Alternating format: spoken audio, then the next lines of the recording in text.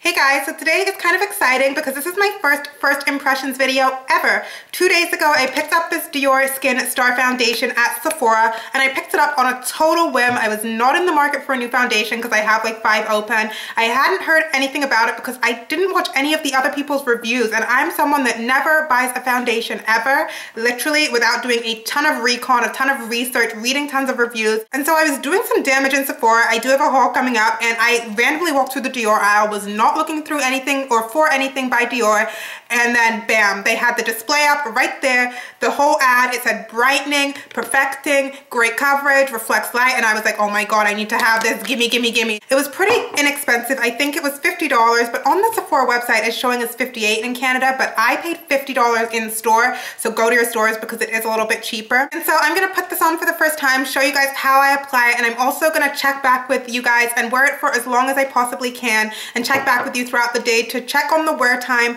how it's looking, how it's holding up, and at the end of the day we will see if I like it or not as my first impressions.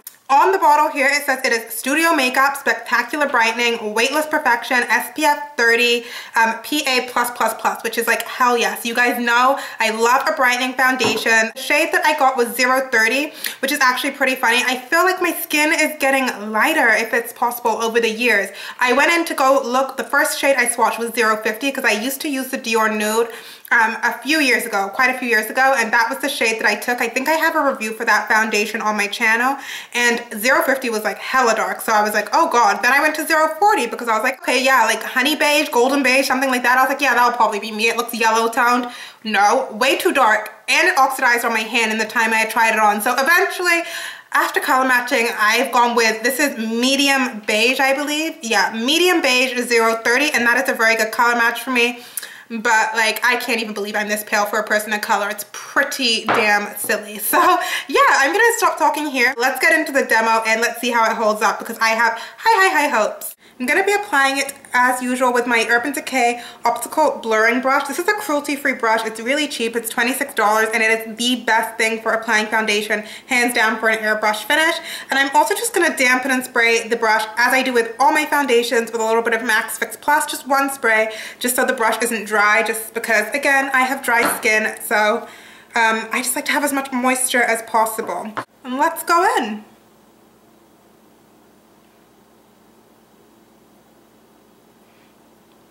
Now the color range with this foundation, it looks a little light when going on my skin, but the girl who matched me said it will oxidize. The other ones were way too dark or the wrong undertone. So I'm just gonna start stippling this in. You guys know I leave my under eyes bare because I just put concealer, so it's kind of redundant.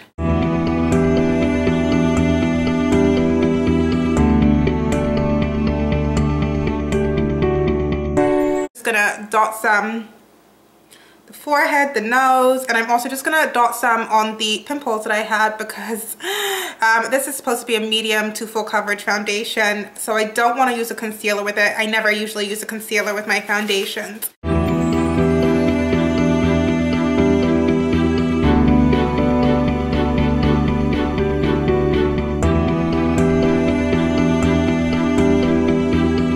I would say I used just a little under 2 pumps, probably more like 1 3/4 pumps for my entire face, like I usually do. It's gone on really nicely. It blended on the skin really nicely with this brush. I don't see any streaks. The coverage is actually really good. I would say this can definitely be built up to a full coverage.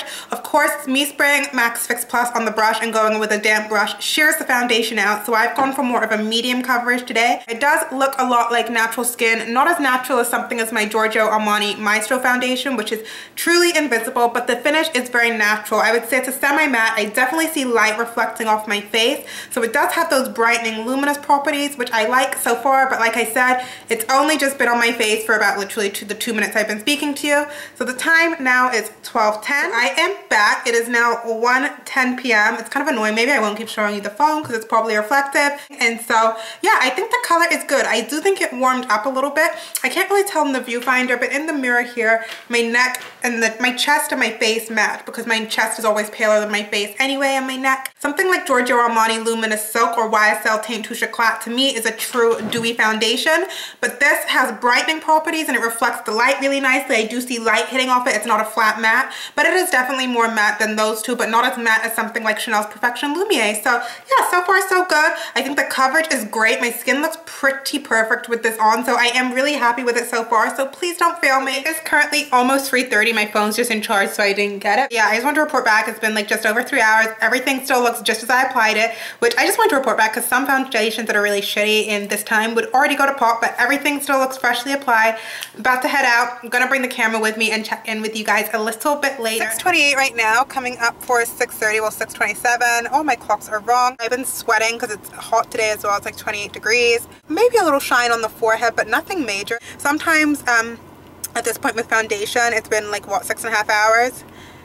I would feel the need to kind of like take the foundation off. It would feel like greasy on my skin, or like my skin would feel tight and just a little bit icky. Sorry if this is shaky because I'm holding this heavy ass camera on my arm, and this doesn't feel like that. This feels really good on the skin. It is actually weightless, as the claim would say, so I am not like in a rush to take it off. So I'm gonna try and leave it on for as long as I can, but so far so good. I'm really happy with the foundation, and for the price point you cannot beat it because it was $50, and there are some foundations that you guys know, like Armani is more expensive than that, YSL is more expensive, so it's kind of like in the mid-range of expense. But yeah, this is the makeup.